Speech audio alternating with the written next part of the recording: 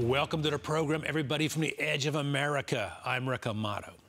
President Obama loves to talk about the so-called war on women that he and radical feminists say is taking place in America.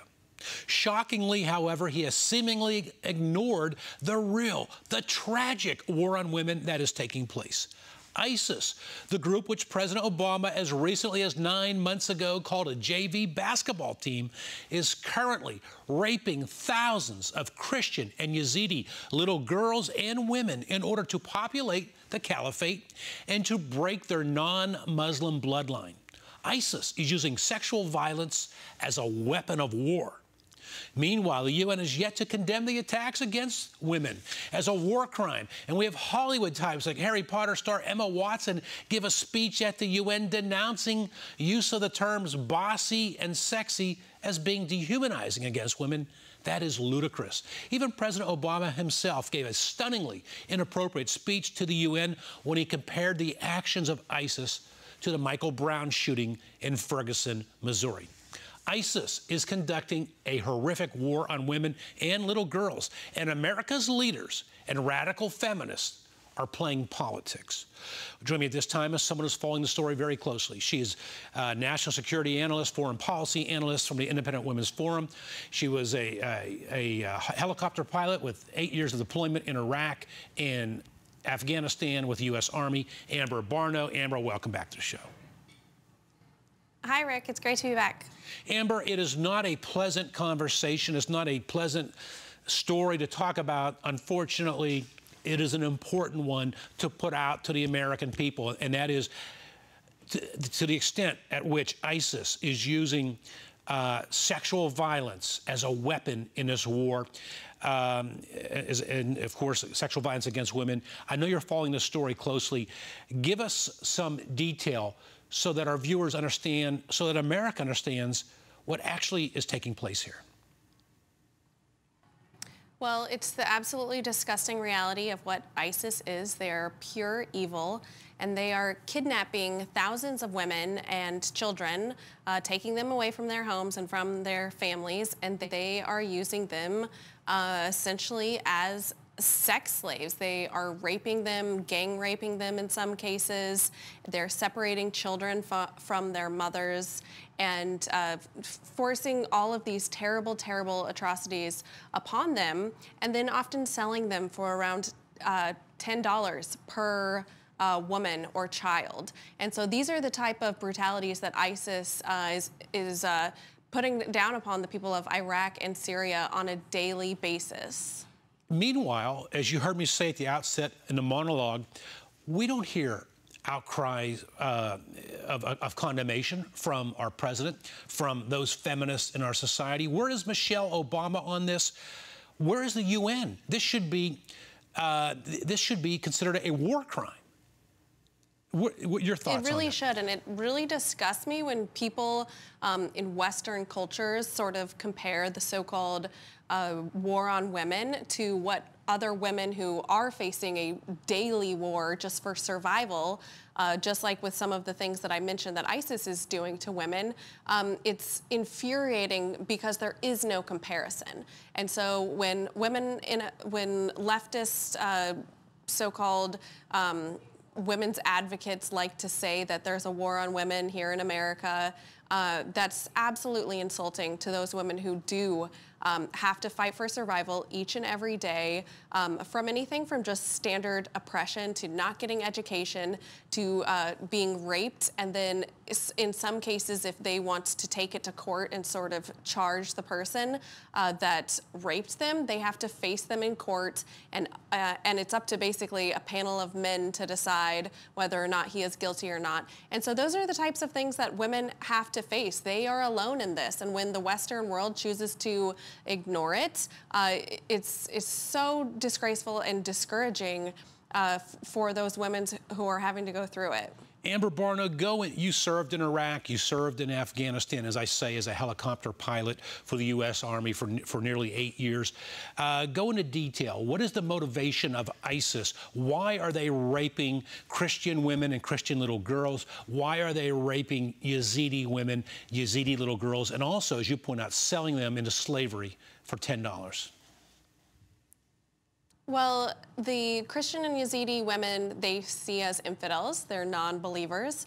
And so they think that it is okay in the name of Islam to perform those types of horrific acts on those women and children. They don't see them as humans, essentially, and so they don't care what happens to them. They don't see it as bad, and they are using their radicalized belief and form of Islam to basically get away with what they're doing and to help spread their ideology and their propaganda, and to basically further their cause of, you know, creating this greater caliphate. Meanwhile, while President Obama talks about the war on women over these last couple years, it was only as recent as 9 months ago when he called ISIS a JV basketball team while they're conducting these atrocities which you just described, Amber Barno. All right, switching gears right now, a related topic.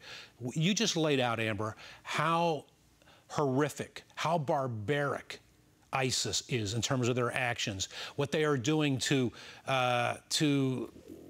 you know, the horrific things they're doing to women and little girls. Now we have a Hollywood actress, 24-year-old KRISTEN Stewart, who, in a related story, has a new movie coming out called Camp X-Ray. She says things which are offensive to you as an American U.S. military veteran, Amber Barno. She says things which are offensive to all U.S. military veterans and their families. And she says things which diminish the atrocities of evil in the world, such as ISIS. It's disgusting what she said. I'd like for you to talk about it. Yeah. What this is right here is out-of-touch, privileged Hollywood. One second. Tell our viewers what she said, first of all. Well, she just described military members as simpletons and along the lines of joining the military because you've got nothing going for you. The same old standard that we've heard, you know, said about the military before. People who don't get being a part of something greater and being selfless and serving your country because you understand that, you know, this nation is greater than self. And there are, thankfully, you know, brave Americans who are fighting for our country as we speak. And so, but even worse than what KRISTEN Stewart said about the military is, I think, the overall message of the entire film, which is sympathizing with terrorists and looking at them as if they are the victims of the big bad Americans who are the ones who are really out to get everyone. That's right. So that message right there. Okay, let me interject here. Yeah, that message right there is absolutely disgraceful, and that's what's really offensive to me, more than what she said, because she, to me, just has no clue what she's talking about. She has no clue what she's talking about, and let me just kind of elaborate for our viewers. You know, she says that those who join the U.S. Armed Forces do so because it's a job of a simpleton. She gave this interview to the Daily Beast, I should add, a day or two ago. She also said that that terrorists at Guantanamo Bay are misunderstood. They deserve more sympathy from the American people. It's all a matter of relativity.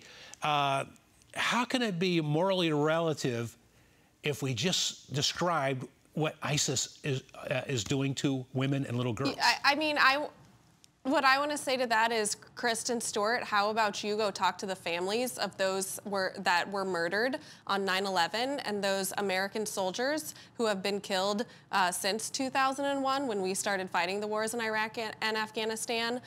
Go talk to the family members and see how innocent and caring those terrorists are that are being held in Guantanamo Bay. They are ruthless, brutal murderers, and they do not care about what KRISTEN Stewart thinks about them, and they want to spread their ideology to end Western culture and kill as many Americans as they can. There's no victimization about that.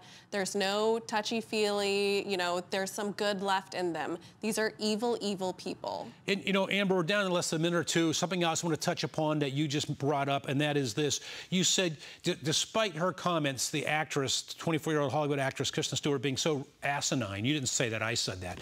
Besides them being so wrong, you're more concerned about the movie. The movie itself has a message message of let's show empathy for terrorists. Let's reach out and get to know those that do evil and not have American arrogance and imperialism. How does a movie like that get made? I mean, not that it should be censored. Where in the world as a director? This guy's name is Peter Sattler. How's he come up with this idea? I know, right? Like, who is funding this movie?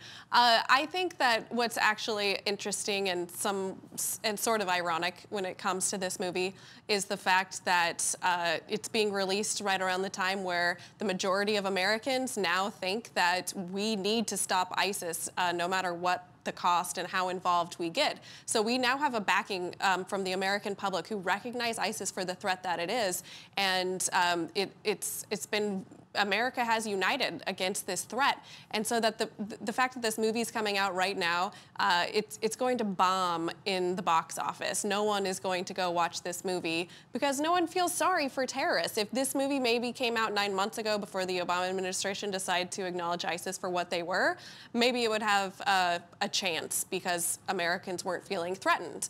But now that they see the reality of what's going on in the world today with ISIS and with terrorists, and that it is still a very real and present threat, no one's going to be interested in this at all. And Amber, you bring up a great point. Who the hell is funding this thing?